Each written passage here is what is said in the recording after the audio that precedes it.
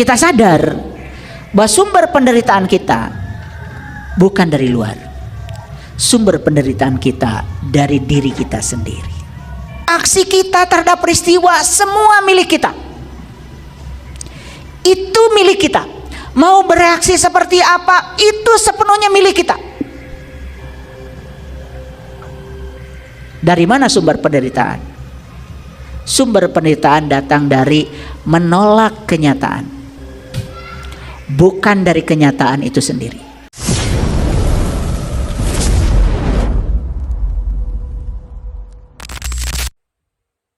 Kita belum hidup, belum bisa memfilter apa yang terjadi. Bukan kita menjadi diri sendiri, malah kita kehilangan jati diri kita. Bingung hidup. Makanya sampai diceritakan di dalam Quran surat Ad-Duha, wad-duha wal-laili idza saja ma waddaka rabbuka wa ma qala walal akhiratu khairul laka minal ula wala saufa yu'tika rabbuka fatarda alam yajidka yatiman fa'awa wa wajadaka dolan fahada.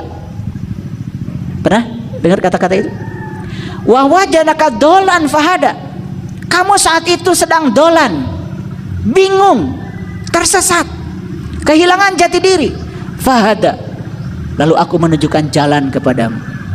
Tetapi saat ditunjukkan jalan pun tidak mengerti kalau itu jalan, karena kita mengira jalan itu kosong, padahal jalan kita justru penghalang jalan.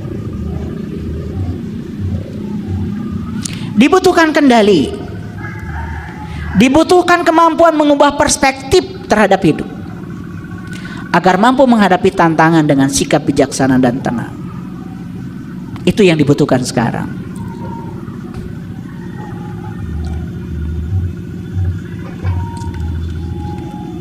Dibutuhkan kemampuan untuk fokus pada hal-hal yang dapat dikendalikan. Ingat Bapak Ibu, jangan berfokus pada hal-hal yang tidak bisa dikendalikan. Fokus saja pada hal yang bisa dikendalikan. Yang bisa dikendalikan itu pikiran kita, perasaan kita, dan sikap kita. Orang di sekitar kita pun tidak bisa kita kendalikan. Begitu kita berfokus pada hal yang tidak bisa kita kendalikan dan kita mencoba mengendalikan sesuatu yang jelas-jelas tidak bisa dikendalikan, siap-siap menderita.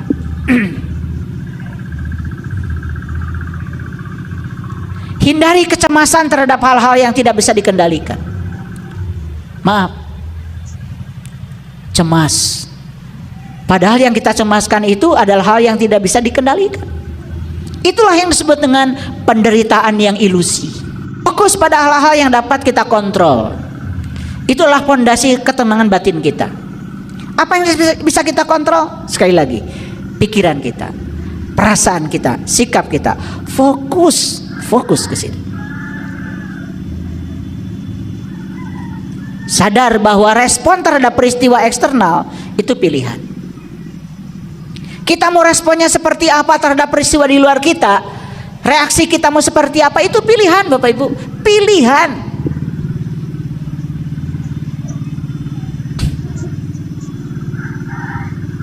Ya saya,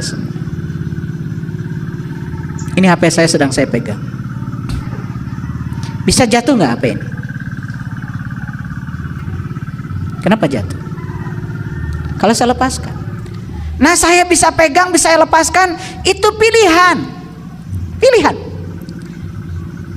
Tapi begitu saya lepaskan, hukum alam juga bekerja. HP ini pasti jatuh ke bawah, tidak mungkin jatuh ke atas. Karena di sini ada hukum gravitasi. Dan hukum gravitasi ini kenikmatan Allah yang luar biasa. Gak kebayang kalau gak ada gravitasi. Kita pipis takut, berak takut, minum kopi gak berhasil. Sampai orang di luar angkasa itu, di daerah yang non gravitasi, untuk minum kopi aja harus menciptakan gelas anti gravitasi. Pasti mahal itu. Dan selama ini kita hidup di sini tenang-tenang aja karena kita tidak berpikir. Padahal bisa pipis cur ke bawah, pas ke toilet. Alhamdulillah, terima kasih gravitasi. Pernah begitu? Jauh-jauhan, boro-boro nu kitu. Pipis aja tidak dirasakan. Coba sambil pipis tuh jangan sambil ngomong, rasakan. Terima kasih ginjal, terima kasih tubuh. Begitu cerdasnya kamu. Yang sudah tidak berguna lagi dalam tubuh dikeluarkan. Yang berguna diambil jadi aliran darahku. Terima kasih. Aku tidak punya kesanggupan untuk memilih dari air yang aku minum, mana untuk darahku, mana untuk otakku, mana untuk mataku, dan mana yang harus dikeluarkan lewat kemaluanku. Sadari coba. Kalau disadari, pipis aja bisa meditasi. Buang air besar aja bisa meditasi kalau disadari.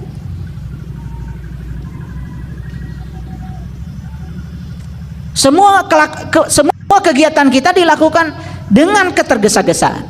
Bergerak terus. Di sini tetapi pikiran sudah di mana? Hilang kesadaran. Tidak mindfulness, itu bahasa kerennya itu. Makanya ada 4 kunci ketenangan batin. 1. Belajar mengelola reaksi atau respon emosi terhadap peristiwa di luar kendali kita, agar tidak terjerumus pada perasaan negatif yang merusak kesejahteraan mental dan fisik kita. 1 itu. Jadi belajar mengelola reaksi atau respon emosi terhadap peristiwa di luar kita. Belajar, itu harus belajar. Jangan setiap ada yang tidak suka langsung otomatis. Ada yang tidak suka langsung marah. Coba mindfulness. Beri jeda, tarik nafas. Kalau mau marah tuh tarik nafas dulu. Beri jeda sedikit. Itu kunci yang pertama. Kunci yang kedua, belajar merenungkan pengaruh tindakan dan sikap hidup sehari-hari terhadap diri sendiri dan orang lain untuk meningkatkan kebijaksanaan. Kalau Bapak Ibu sudah bertindak dalam kehidupan sehari-hari, bicara, bertindak, coba renungkan yang sudah dilontarkan lewat mulut dan tindakan itu. Apa dampaknya untuk diri sendiri? Apa dampaknya buat orang lain? Dengan sering merenungkan itu, kebijaksanaan kita akan naik coba. Dengan pasangan aja sederhana. Kita mengatakan gini, oh ternyata pasangan saya tidak suka. Udah, jangan diulang lagi.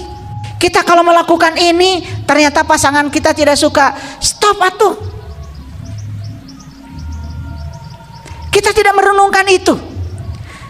Kalau kita sudah berkata, udah aja. Kalau sudah bertindak, sudah saja. Coba renungkan dampaknya bagi diri sendiri dan orang lain seperti apa. Oh ternyata memberikan kepedulian pada orang lain itu orang lain bahagia ya. Oh ternyata saya bahagia ya. Ya sudah, saya akan lebih peduli lagi pada orang lain. Coba renungkan. Ini dalam rangka memfilter supaya tidak semua ya yang kita telan itu selalu menjatuhkan kita dari surga, dari nur ke nar.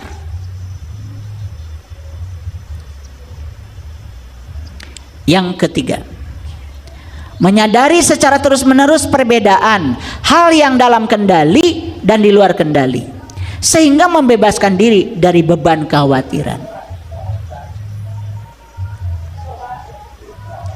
Oh ternyata anak saya tidak bisa saya kendalikan. Yang bisa saya kendalikan adalah pikiran saya terhadap anak saya. Bedakan mana yang bisa dikendalikan, mana yang tidak bisa kita kendalikan. Terus menerus disadari. Oh pasangan hidup saya tidak bisa saya kendalikan. Cara bicaranya, cara berpikirnya, cara bertindaknya di luar kendali saya. Makanya supaya saya tetap damai dan batin saya tetap tentram, saya kendalikan pikiran saya terhadap yang dia pikirkan. Saya kendalikan pikiran saya dan perasaan saya terhadap yang dia ucapkan. Saya kendalikan pikiran dan perasaan saya terhadap sikap dia. Tidak usah diubah yang di luar, karena itu tidak bisa dikendalikan. Coba kalau begitu, damai nggak batin kita? Yang keempat, belajar berempati pada aspek kemanusiaan yang lebih dalam, sehingga dapat mendukung dan memahami pengalaman orang lain. Belajar berempati pada aspek kemanusiaan. Belajar berempati kepada orang lain yang susah. Belajar berempati. Karena itu akan membuat kita bisa memahami pengalaman orang lain. Kalau ini yang 4 ini kita lakukan terus menerus, ini adalah kunci, 4 kunci bagi saya untuk mencapai ketenangan batin. Dan kita sadar bahwa sumber penderitaan kita bukan dari luar. Sumber penderitaan kita dari diri kita sendiri. Makanya fokus pada apa yang bisa kita kendalikan. Lepaskan yang tidak bisa kita kendalikan. Emosi kita sepenuhnya dalam kekuasaan kita. Sekali lagi, apa itu emosi? Emosi adalah respon pikiran, perasaan terhadap peristiwa. Kita punya kuasa untuk mengendalikan emosi kita. Mau pikirannya seperti apa, mau perasaannya seperti apa, itu semuanya adalah kendalinya ada pada diri kita. Satu-satunya yang benar-benar kita miliki adalah reaksi kita terhadap peristiwa. Betul? Ada yang bisa mengendalikan peristiwa? Tidak ada. Tetapi reaksi kita terhadap peristiwa semua milik kita. Itu milik kita. Mau bereaksi seperti apa, itu sepenuhnya milik kita. Dari mana sumber penderitaan? Sumber penderitaan datang dari menolak kenyataan, bukan dari kenyataan itu sendiri. Ulangi ya. Sumber penderitaan dari mana? Dari penolakan terhadap kenyataan, bukan dari kenyataannya. Ada orang yang ditinggalkan oleh pasangan, gak apa-apa, tetapi menolak, itu jadi apa-apa. Kenyataannya tidak apa-apa, tetapi penolakan terhadap kenyataan menjadi apa-apa. Karena menolak, jadi uring-uringan, jadi sedih, jadi itu, terus didramatisir.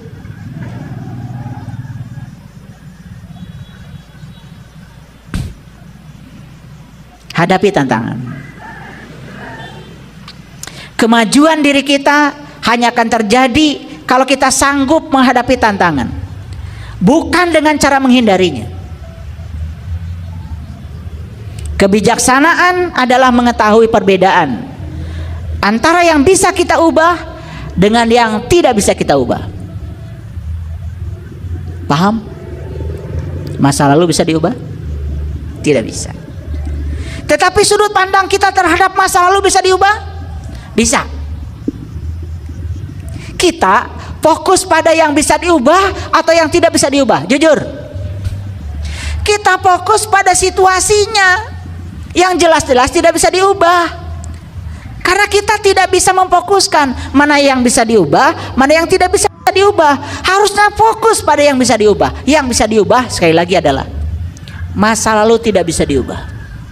Peristiwanya sudah terjadi, tetapi cara pandang kita terhadap masa lalu bisa kita ubah. Kapan? Sekarang. Demi untuk kesejahteraan batin saya hari ini, saya ubah cara pandang saya terhadap masa lalu. Ternyata semua orang yang menghalangi jalan saya di masa lalu adalah jalan dari Tuhan buat saya, bukan penghalang. Begitu diubah, langsung kita jadi damai.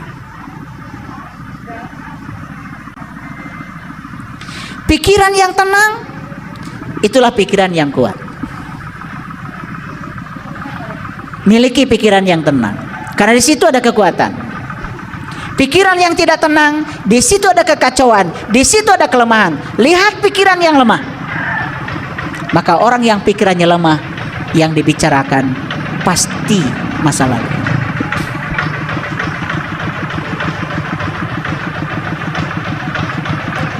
Orang yang pikirannya kuat, yang dibicarakan adalah ide-ide, gagasan-gagasan yang bisa dilakukan hari ini, yang bisa memperbaiki kehidupan dia hari ini dan ke depan.